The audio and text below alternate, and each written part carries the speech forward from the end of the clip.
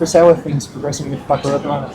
Buckaroo as well, he's come through his Cox Plate run in good shape. He's been for his scans and passed his scans, so that means he's eligible to race the Melbourne Cup should the owners desire. If not, he can run the last day of the Empress Stakes over 2,000 metres. Everything's pointing to the owners wanting to run in the Melbourne Cup, is that right? 50-50 at the moment. There's a lot of discussion still going on. He had a tough race last year. He didn't come through it that well, but there were reasons for it. He had covered a lot of ground, came from a long way back, and just peaked on his run. So we're fairly comfortable that he can run the 2 mile distance, but he's a very important horse to us. He's been with us for a long time, so we've just got to make sure we get it right. So we're trying to go through a analytical approach to make sure that we know that he's going to not only run in the Melbourne Cup, but be capable as well as. And what's the deadline for you to make a decision on that? Deadline's Saturday, so we'll use all of that time. They'll call for the final acceptances Saturday morning. And like we did with Very Elegant, which we waited right up until we up the deadline, which is 3 o'clock Saturday or thereabouts, and use that time to make sure we're happy with good running in the race. And ultimately, is it your call, Chris? No, owner's call. I work for the owners. I give them my opinion and to try and put them on the right track in terms of how I think the horse will run. So it comes down to the owner's final thought. Very out the forecast. Do you think that might play a part in Aussie's vote decision before Saturday? Forecast for Buckaroo wouldn't matter too much. He's good on good tracks and he can handle rain affected ground as well. So I think the slower they go, the better for Buckaroo. The faster they go, it makes it tougher. Track conditions, if it's a wet track, it does make it a bit tougher. How do you think it'd go? It'd go close. It'd go very close. Hard to quantify. Melbourne Cup, it's so hard to predict. It's a 2 mile race.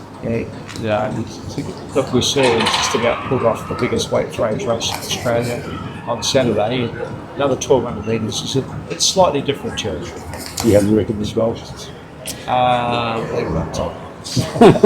You can take an easy way out.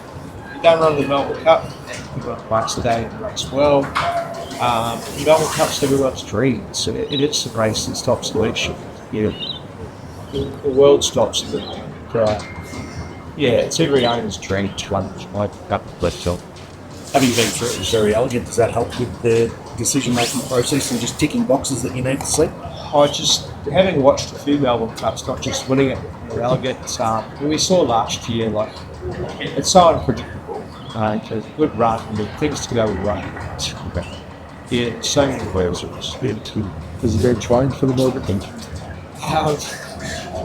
Look, he's been set for a Cox Plate and a Corfield Cup. We've got a run for a Cox Plate, but what he has done, he's done a lot of mileage. If you go back to Mark Cummings' theory, he's run the distance to run at the Melbourne Cup.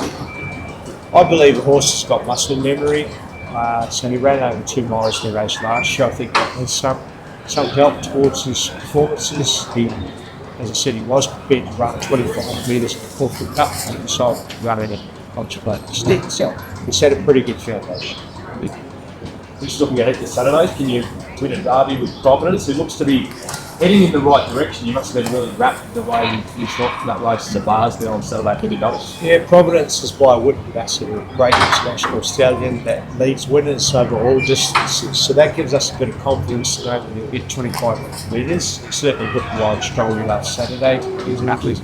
So he's a great chance. Is that always that race that's been sort of the grand final and aim to have him peaking for the derby group? Not really. We thought he might have been a bit sharper earlier in the prep, and subsequently it's a bit of a rush now with the run backing him up for several days. But it's worked before. We've happened to win the derby off the 7-day turnaround. He's come through the race really well. He's a colt, so he's got some natural strength, hormones, and he looks well prepared, got a great nature, relaxed as well, so he'll give himself every chance. Chris has got a great hand in the FYROs on Saturday as well. We've seen Fangirl having a gallant respect for the legs there, plenty of things spotting. Were you happy with her work? Very happy, yeah. We've got 3 main runners in the and the Empire race, Fangirl, like Lucy, and Missouri.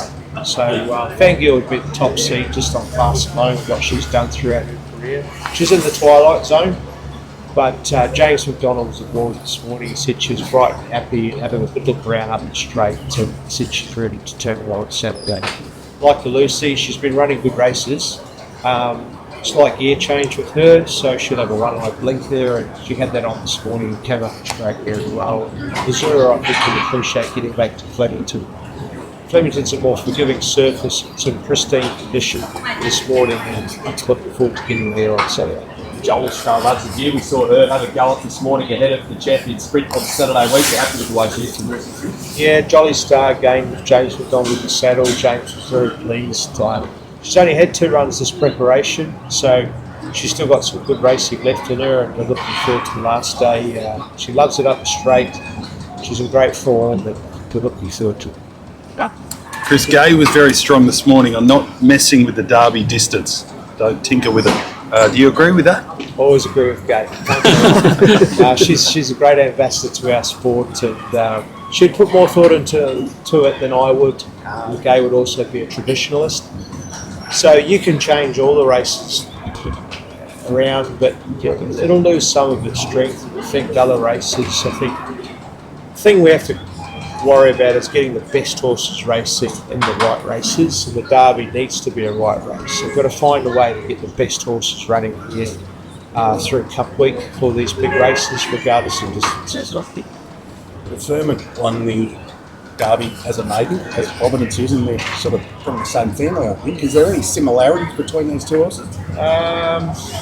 We're both big athletic horses, so they've got the physique of a Derby type horse. And yeah, I guess we were both with Preferment. He was finishing his races off well and had a sense of timing about his Derby win.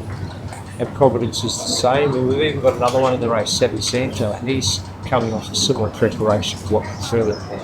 He's by Savaville.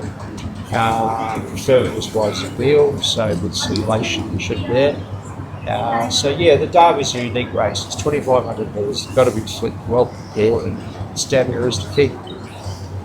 Chris, Valiant King's been unlucky in the Corfield Cup. How's he tracked since going towards the Melbourne Cup? Valiant King's come through the Corfield Cup really well. On that occasion, he drew closest to the outside barrier, so we opted to go back, ride for luck, and make sure that he finished off well. And he did exactly that. Driving Neil was aboard, did the Corfield Cup, and when he won down the straight or at Flemington earlier in the month. Jai's buzzing. He said he feels great. He rode him this morning. He's in action. It's fantastic. He's a happy horse. He came off the track squealing. So great sign.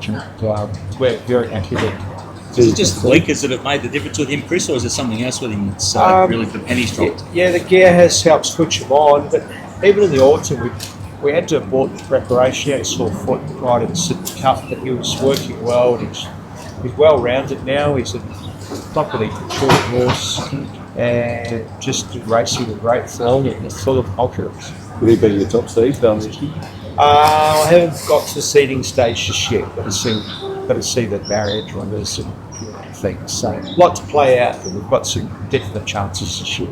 What about River Stars, Chris?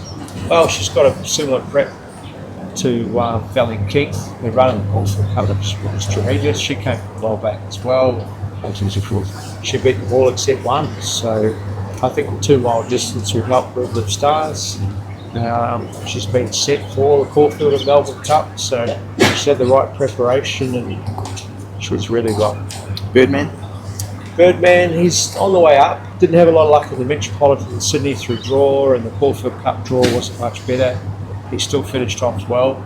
2 miles to query with him. He's tracking along well, and it's a gate, fair lottery race. more felons? More felons will love the 2 mile distance. They went too slow for him in the St Edgar in Sydney. We finally got him fit and up to a suitable distance, so he gets a surprise package. What about Land Legend? Land Legend, he worked much better this morning. We're going to have a lot of gear changes with him. Stephen Arnold was aboard this morning. Took the air muffs off for the first time in a long time. and Steve said he relaxed well, also changing his fitness as well. So he needs to improve, but he didn't get much to go his way or Corfield Cup. So we know he'll run 2 miles. He, at this time last year, was one of the favourites, and I think he's ready to retrieve. So What about Edna Rossa? I think Ed Ross will struggle to make the field. He's well down the list, so Queen was the last day. How many could you have in the Melbourne Cup? I'm sure. How big's your whiteboard, Chris? It's big. Yeah, a lot going on. We've got a great team, a lot of nice horses, and yeah, a fantastic staff. You think more worthwhile at this time of the year. Racing's on the centre stage, and there's no one prouder than myself and my team. Putting horses in these races from Corfield Cups and Everest, then into the Cox Plate, taking back to Sydney last weekend. There were good races. This Saturday in Sydney's a huge day with the Golden Eagle, and nothing bigger than Derby Day. So we're well represented in the group game. What did you make of Joliestar's work? Joliestar worked well. Yeah, she loves the straight, as I touched on. She's only had 2 runs this preparation, so she's ready to compete. Going into the last day, the Darling Stakes, the Darling Sprint, will be their right for sure. Beauty. Thanks, Appreciate it. everyone.